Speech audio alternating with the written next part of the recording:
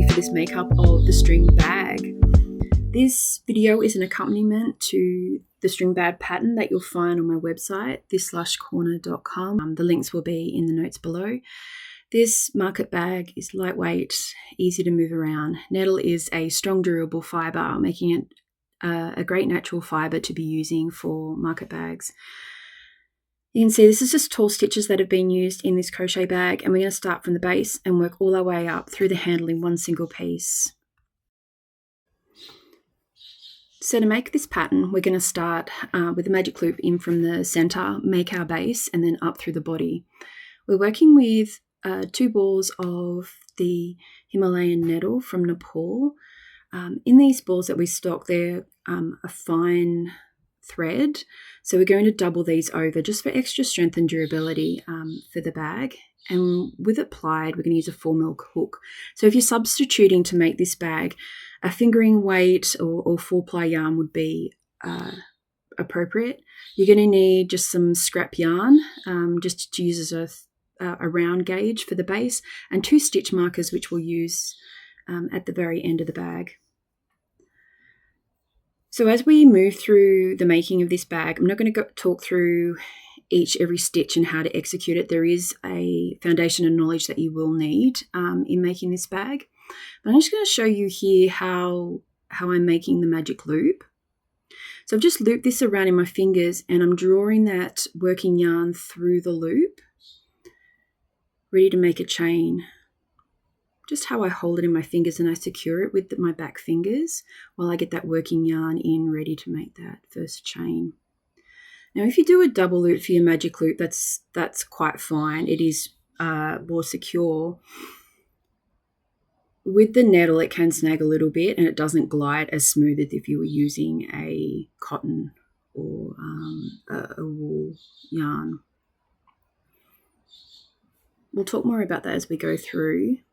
But as you make the stitch, you do just need to double check that you've got movement with that thread so you can close the loop in.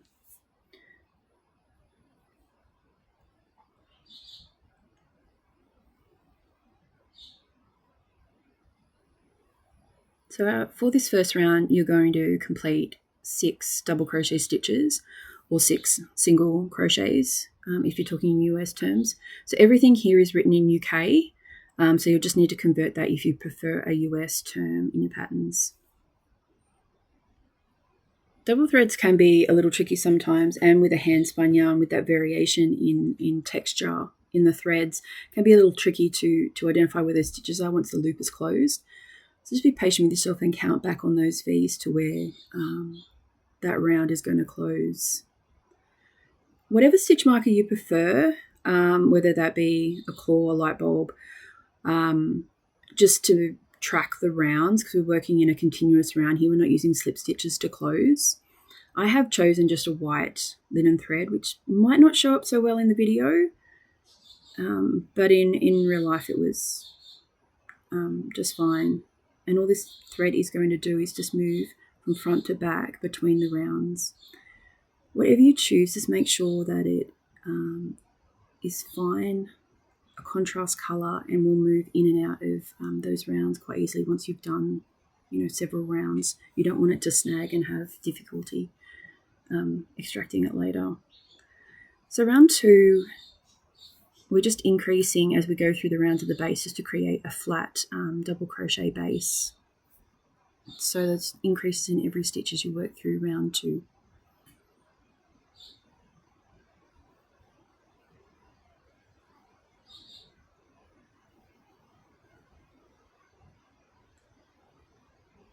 Now, if you're working with the single ply, with the hand spun nettle, single ply, because they're not plied, they're going to kick back on you, and you're going to get those curls in your yarn. And it being hand spun and slightly coarser as well, there's going to be a little bit more resistance. So look at the 2 balls together and close by, but they do have a tendency to snag on each other. And if you're finding this, you'll want to separate them out into 2 containers, just so they're not going to tangle up as much. So moving on to round 3, that thread now is going to go from the front to the back.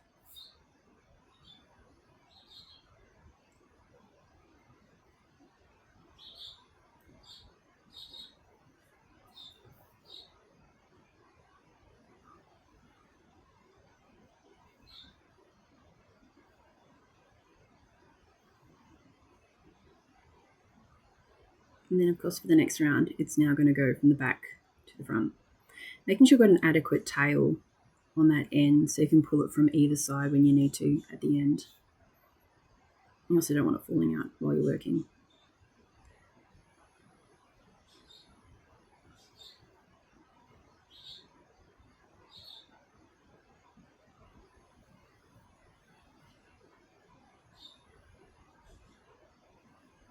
So as you work through your rounds, because it's a single loop on that magic loop, if it does loosen at all, grab those ends and give them a pull just to tighten that first round. And after you've done a couple, you can sew that back through and secure it and get rid of that thread end if it's bugging you, or you can leave it till later. It's going to make no difference to your work. Double check that lead of thread that you're using to mark your rounds can move freely. I'm just going to continue working the rounds now as per the pattern, increasing the whole way. This has ended up how I ended up moving my yarns away. I like to keep them close, and I don't pull out too much at a time as I'm working. I don't pull out huge amounts because you can even see there on the table that it has a kickback. Nettle softens with use and washes. So if you compare nettle to linen, it is good in that regard. Working in a hand spun state like this, it can be a little coarser on your fingers, so you have options to whether you want to work with it in this state or you want to wash it prior to using.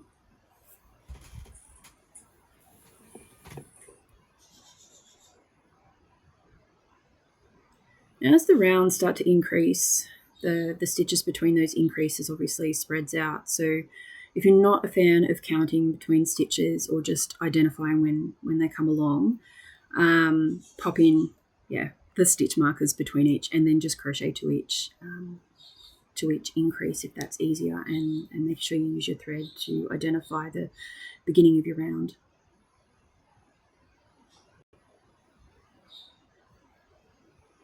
When you've finished your base, it'll look something like this. It's great. You can see where your increases track with a base like this. You should have a diameter of 20 centimeters. And that first image, it just is a little out, but that's the elasticity in crochet. Just give it a little tug if it needs it. 20 centimeters equals about 8 inches in diameter. And then once you've got that, you go straight into chains. Now for the entire body of the bag and for the handle, we're going to be using triple treble stitches.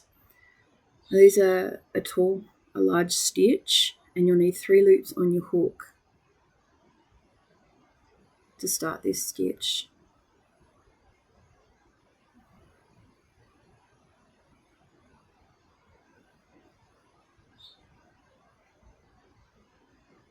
And just like that. So you'll get some great height and you'll move through those rounds fairly quickly.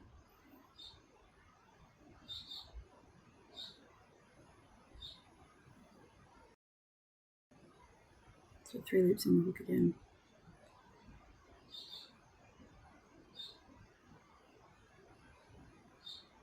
And do this through every stitch for the first round for the base. You'll notice even without increasing, it will spread out and still lie flat.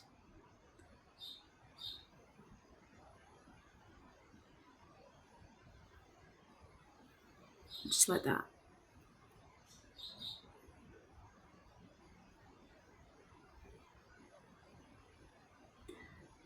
So for each round of the body, we're going to close the round with slip stitches.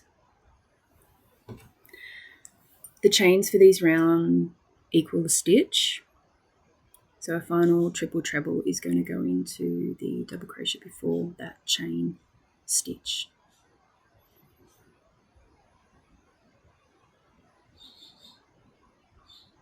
And close around, our slip stitch is going to go into the 4th chain at the beginning of the round. Now that puts our next stitch in line with that chain. So we're going to do a slip stitch into the stitch space between the chain and the next triple treble.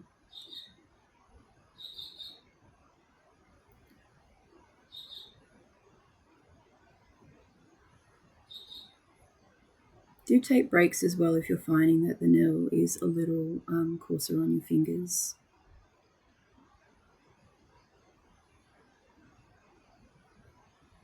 Right, so our next triple treble is going to go in the space between the next 2 triple treble stitches.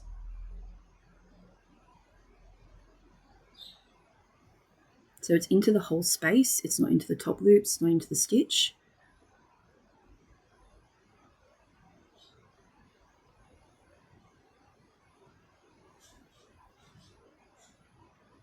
So any increases and decreases in the pattern are treated like this. They're all worked into the spaces between stitches.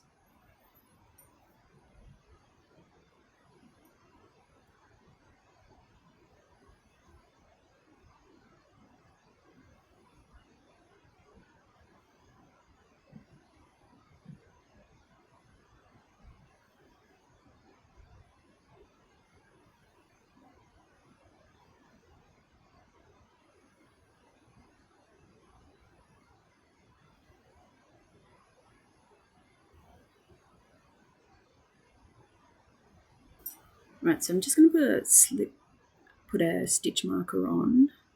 We'll just have a look at those stitches. You can see how they clearly sit between the spaces. This is going to create our knitted part of the bag, the body of the bag. So complete this for every stitch as you go through the round, and your final stitch will be in that last space between the last triple treble and the chain. You'll do your slip stitch into the top and then move across into the next space to start the next round.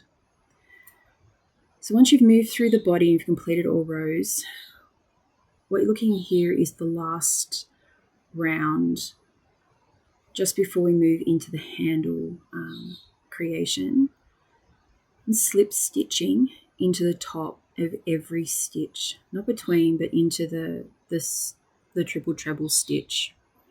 Now the slip stitches are good on the rim of a bag to reinforce them and to hold them in place. Because crochet stitches have elasticity between them, as you're using it, it's going to stretch and distort.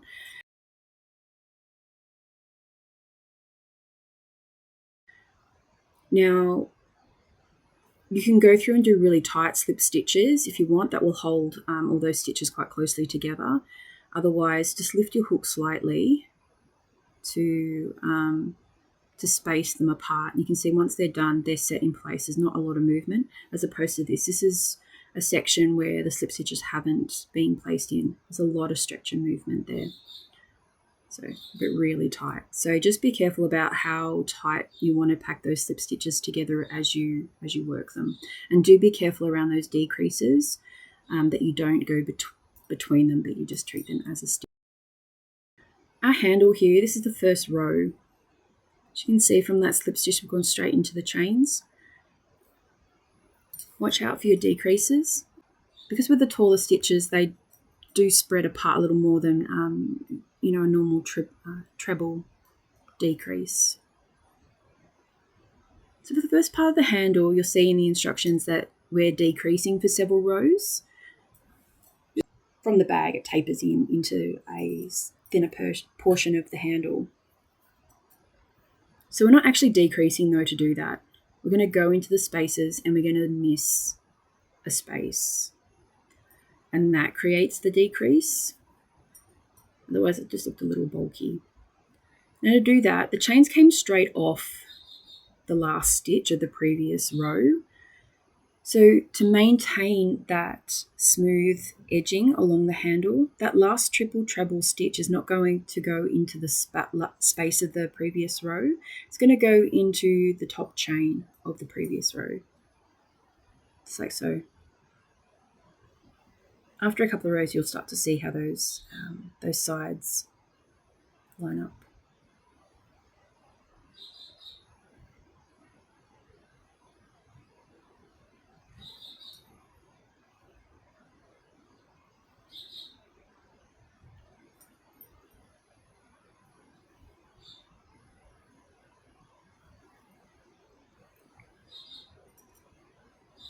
You can see there after you've tapered down to the handle width, We're just going to work now many rows until you've got the handle length that you need.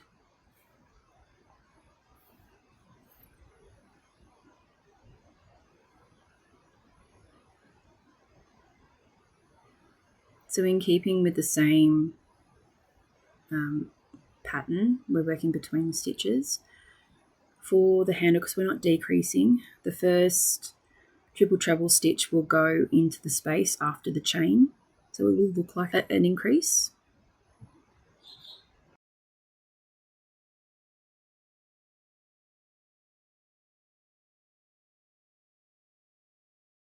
And again, our final stitch will go into the top chain of the previous row.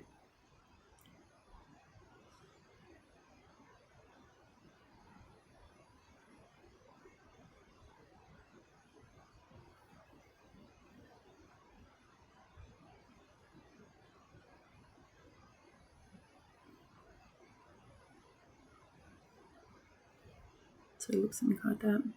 Now, because you're working so many rows of the handle, the bulk of this bag can get in the way a little as you're spinning it around. Just to combat that, I've rolled the bag up and secured it with a rubber band or an elastic band, whatever you have on hand. Peg, bulldog clip, doesn't really matter. But this was just an idea, just to keep the bag out of the way while you work the handle.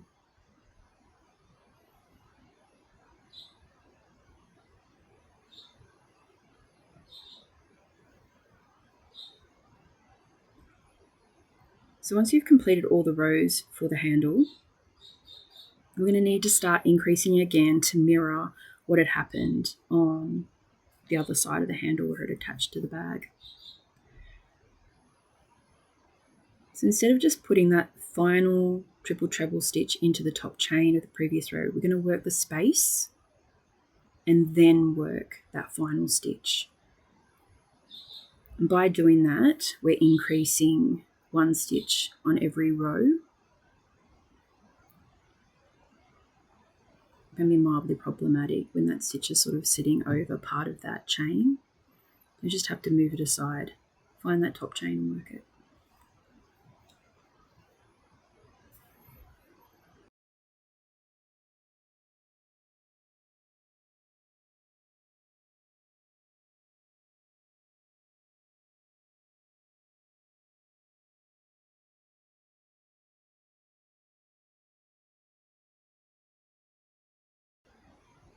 So it'll look like that, and you're going to work the next row the same.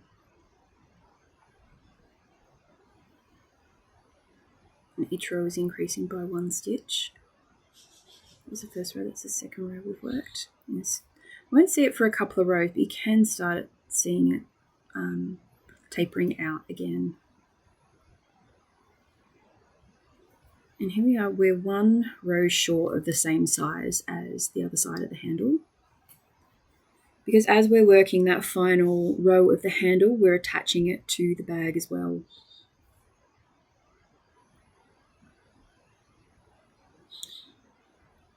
To make the attachment of the handle a little easier, I've placed a marker at the beginning of the round where I started with my slip stitches. And this is where we start adding our stitches to the body of the bag. That black marker, I've just counted the 15 triple treble stitches across, just so I knew my width. It also makes it a little easier if I mistake one of my decreased spaces as a stitch. So there should be two decreased stitches in the space where we attach the handle to the body of the bag. So starting with our chains, like we normally would for a stitch, you're going to slip stitch into the bag between those stitches.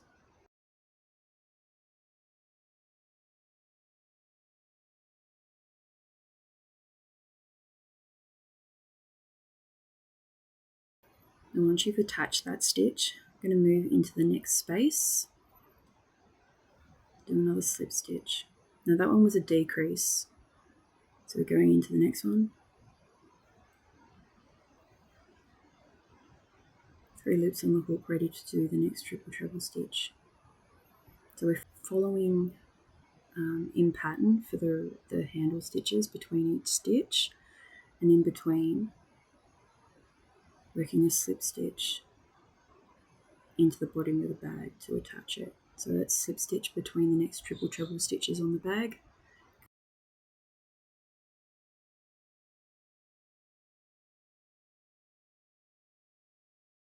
And you do this for every stitch until the end.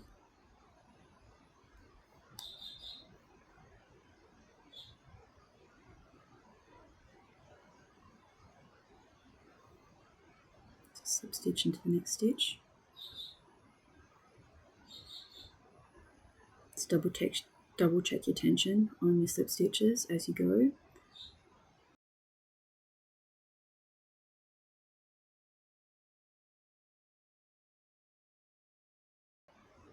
I'm just repeating this action a few times just so you can see it working.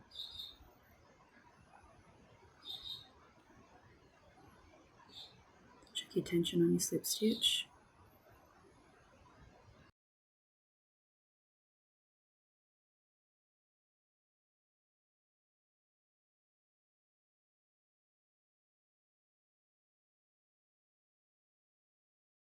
Take the next triple treble into the handle. It can be a little tricky manoeuvring both sections together, so I found it a lot easier on a table or a work surface to do this.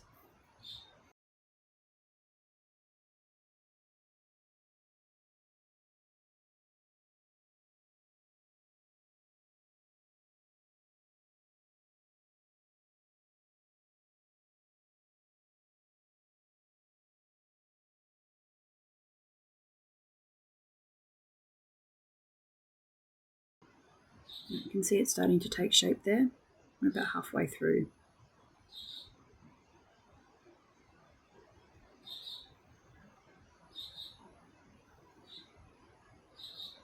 Right, moving along. So moving along here now to the end part of the bag handle.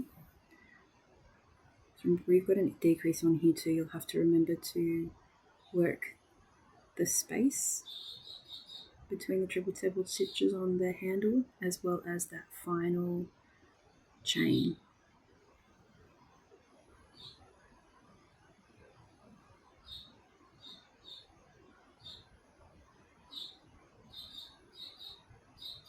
Right, so once you've done that, you're going to go straight now into the slip stitches along the rim of the bag. So that's exactly the same as you did at the beginning before starting the handle.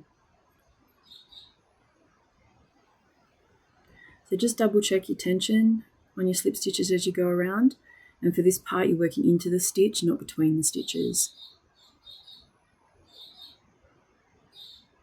And this will finish.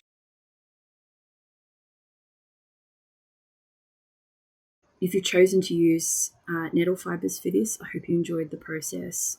They are a unique fibre, an ancient fibre, and they are worth experimenting with.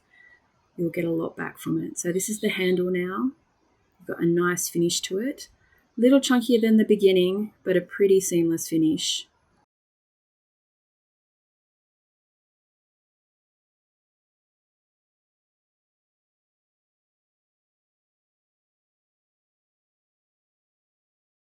Just keep working now to the end of the handle. Sew in all those ends and you have a completed bag.